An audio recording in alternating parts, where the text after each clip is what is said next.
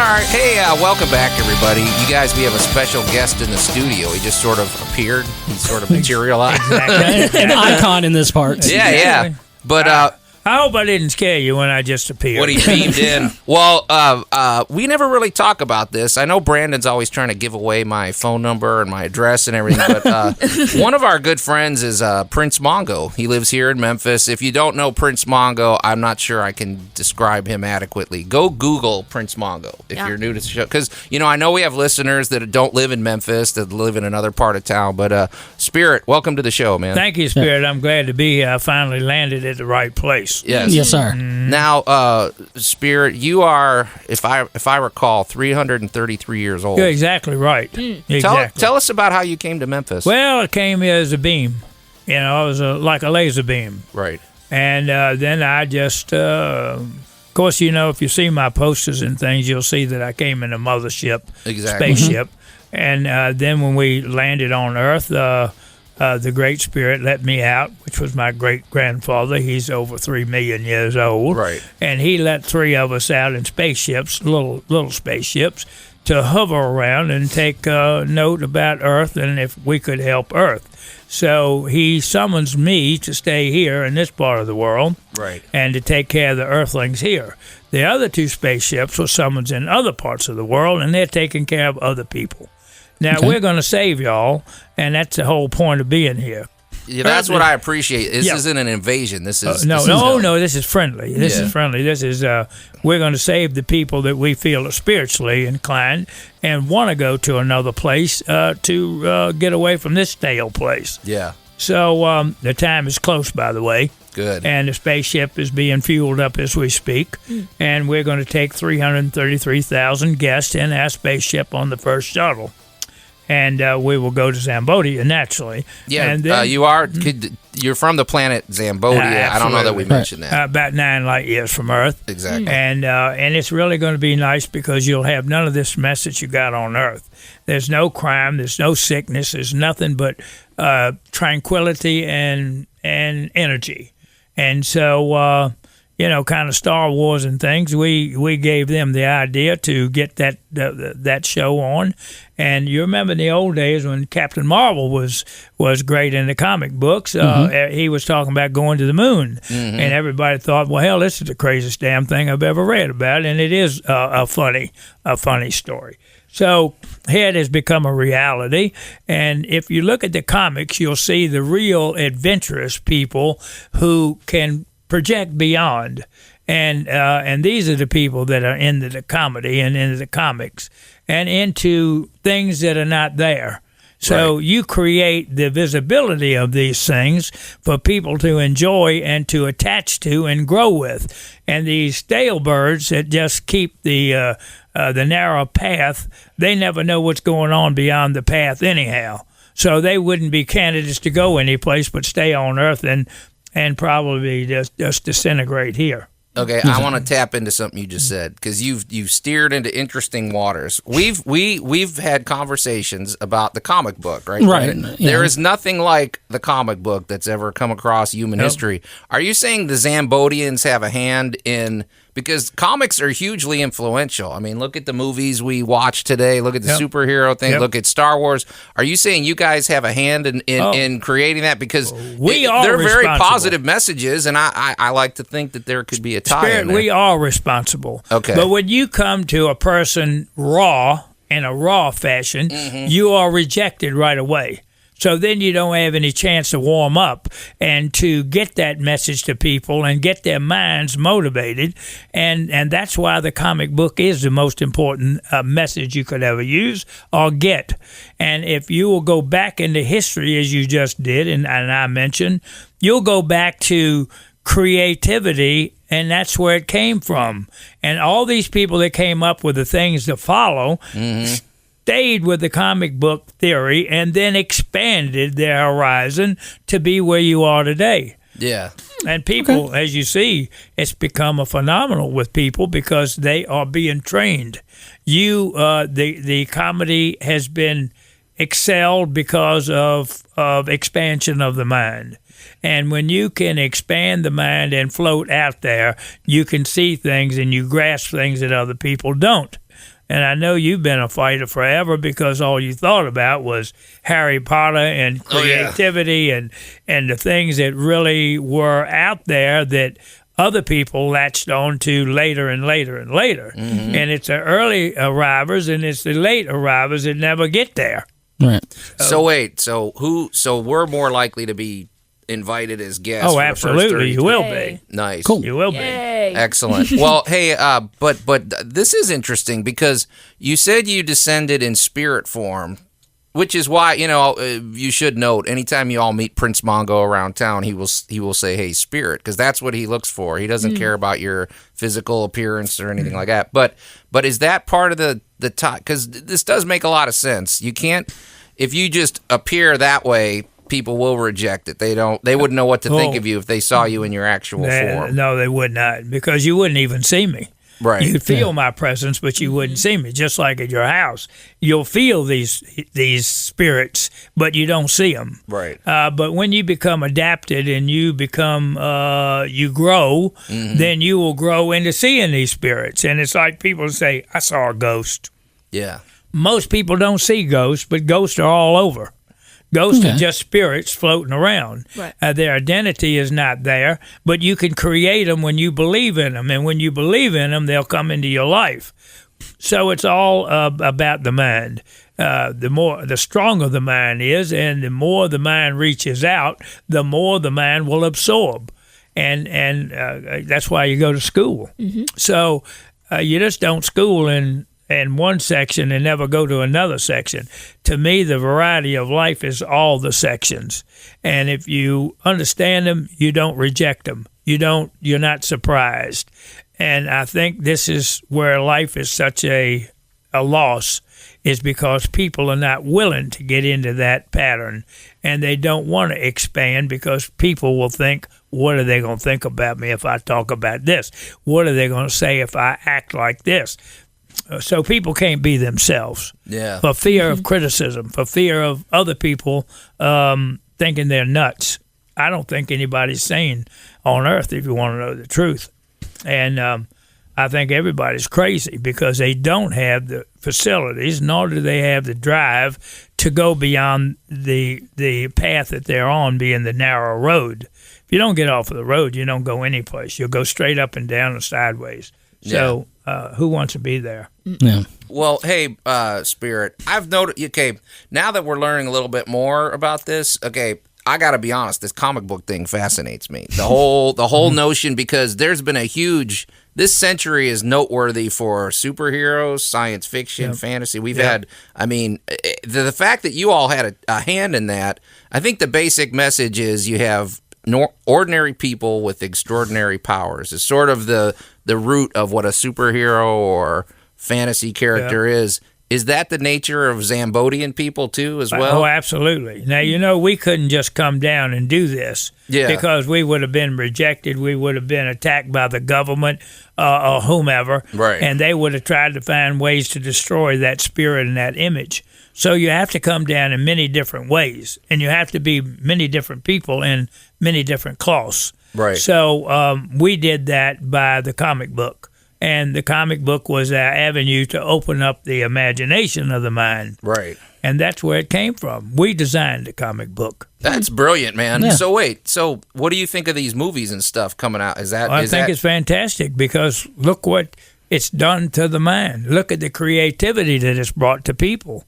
And who would ever know that anybody could think what you see on the screen now? Who would even believe that a guy could write and create a movie like you see? He has to have that spirit out there to experience it. Yeah. And once he does, he can create it. But if you never, ever left that avenue or that street, you could never produce a movie like you see in Star Wars or these other movies. Yeah. Right. Or even like you see in any of the comic the stuff like anything. Mm-hmm. Right. Well, I'm curious, so you chose Earth. You chose Memphis in particular. Well, no, you're a southern. You're in the southern region. Well, no, that wasn't the reason. I was in no district when I came to Earth. Okay. But we felt like these people were less likely to expand over the horizon as opposed to other parts of the world like California, like Chicago, like places where they have escaped.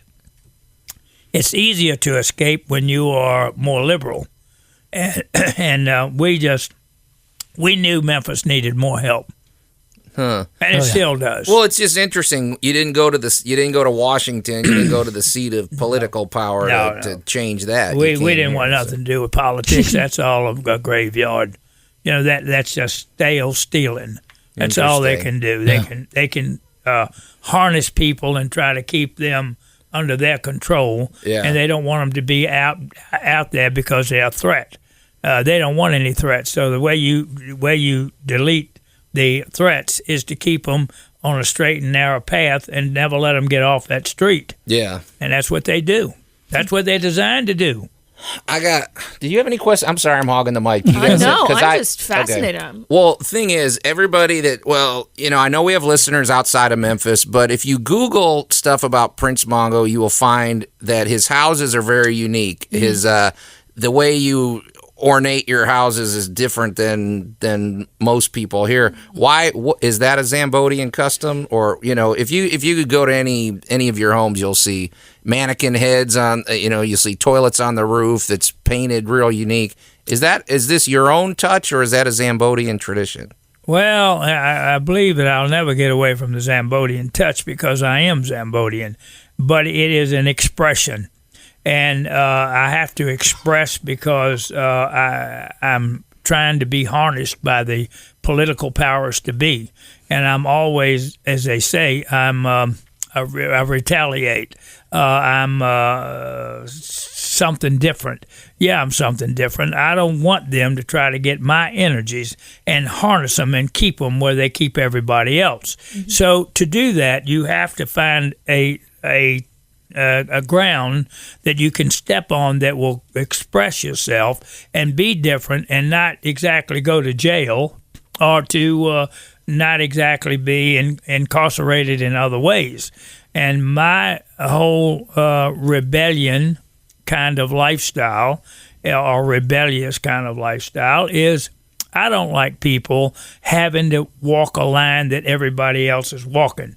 I don't want to be restricted. I want my spirit to fly, and I want people to fly because it will give you a great release of all these pressures that's on your head that the government, mainly the government and the political robbers, put on you. You look at all the taxes they put on you. You look at all the directions that they put you in. You look at all the signs they put up. You look at everything, and everything is harness the energy and control the people. Don't let the people be a free spirit, because if you do, they're going to come up with a way to dissolve the government and get rid of all these pukes and be a free, great world. And they don't want that, because if you have no control, you will have nothing. That's the way they think. Yeah. But if you are a free spirit, you got everything. You don't look at these things to badger you down, hitting you on the head every time with the economics, the rules, the laws, and this. It never stops. And I tell you what they're going to create next is going to be an air tax. A breathing tax. You're going to charge. I don't doubt that in the least. Yeah. They've created every other tax. Well, there's a tax for everything else. Everything. Yeah. I mean, you go to the utility, the robbers at the utility company, let them try to explain to you all of the things they've added on to your utility bill. They can't tell you what it does. It's just a service fee. Now, the way to answer a question is so broad you can't follow it. Mm-hmm. Just like these idiots said, I didn't rate high enough in the polls to be invited as a speaker or to participate in the debates. Right. They said that the polls showed the polls. I asked them, who is the poll? Mm-hmm. Who were the polls? I couldn't get an answer. But the polls said that I wasn't a strong candidate and I wasn't a viable candidate. And they came up with all kinds of crap to keep me off of the debates. Well, you can go any direction you want. You start doing these fantasy things, and these idiots that could control you and don't like it because they don't know it wouldn't let you get started, so you'd never have that start. They cut you off at the knees. Yep, exactly. So then you'd have to go and go another way and weasel your way around. It may take 3 or 4 more years, like Joe has been fighting for 10 years. Oh, yeah. And still can never reach the real people. Mm-hmm. But if he was elsewhere in a town that had an open avenue, he would have been on top of the world because he was ahead of the world. He thought of things before anybody even dreamed of them. Well, that's how. So as a kid who's about to graduate college, that's kind of a thing we're all kind of working through right now. We have this thing where we feel like we should stay in Memphis to try and fix it, to try and make these spirits better. But at the same time, we keep on getting cut off at the knees, where we can't move up because we're so young, because we're not taken seriously. So what do you say to young people like that? I say you got to get rid of these political dogs that we've got that's running this city. But fortunately, there are a lot of us that can escape that control, and we can get out there and fight. And that's what y'all are doing. That's what I do every day. And I hate the system. I think the system is so screwed up that I think people are going to have a revolution. I think it's going to reach a point where there will be a great revolution. And this crap of trying to take away the guns from the people, trying to do this, these are just formats that come along to destroy you and control you. You can't fight if you have nothing to fight with. And I think everybody's proven that. So that's what this government is doing to us, all whatever you want to call them. Mm-hmm. Well, now, you're steering into politics. This is a question, too, because the other day I heard you revealed something I didn't know. You said Donald Trump actually asked you to be his running mate. Is that true? They sent a message and asked me what I consider being his running mate. That's bigger. You always, the mayor and everything, this is a huge step. Mm-hmm. Is it getting that serious where you have to go that route, you think? Or I don't know yet. I mean, what's your decision on this? Well, I'm debating right now. I don't know what I'll do. I've got other avenues I've got to be on, and I may be a little bit restricted on that avenue. So I've got to really think about that. And this is a little bit of a departure, but we're talking about Zambodian custom. It's interesting because you say, when we look at your houses, when we look at sort of even, some of your vehicles, they do stand out. They do get attention. And but to look at you've taken on, you could have taken on any form. You could have been 8 feet tall. You could have done whatever. Yep. You chose a normal form, but you never wear shoes. We never see Prince Mongo wearing shoes. What's the deal with that? And is that a Zambodian tradition? Well, of course, you guys are spirits, so you wouldn't have... Well, there's a thing like ground and not being grounded. It's like these mics and these wires, all of them are grounded. Yeah. I don't want to be grounded. So I'm in touch with Earth and Earth to Zambodia. Right. I don't have any interference between them. So when I insulate myself, I lose that touch. I lose that contact. And I need all these powers from the planet to conduct what I've got to conduct. And that's to save the people. So it's like if you had a television, like in the old days, and you pull the antenna out of the television, it's just static. Exactly. When you put so your feet and everything connects you to the energies of the earth, Absolutely. And it helps you project. Absolutely. Finally makes sense. I never really asked you about that. Yeah. I've known you for 12 years or so. We've, been good friends and everything. But, man, it's really great having you here. Would you mind coming back again and, having some conversations? I'd love to. If y'all will give me a call, I'll come and be on the show. Great. Yeah. Do you guys have anything else? I know I monopolized the whole segment, great. but thank you so much. Everything's good. Yeah, but Spirit, we wish you well. Let us know about I'd hate to lose you to go to Washington to be a vice president. Well, but yeah, me too. If you think that's what it's going to take, I don't know what it'll take, but maybe we'll get a break. We'll get a break. Sounds good. All right, folks. Well, we will be right back. That was our good buddy Prince Mongo, and this is Geek Tank Radio. And keep your good spirits out there.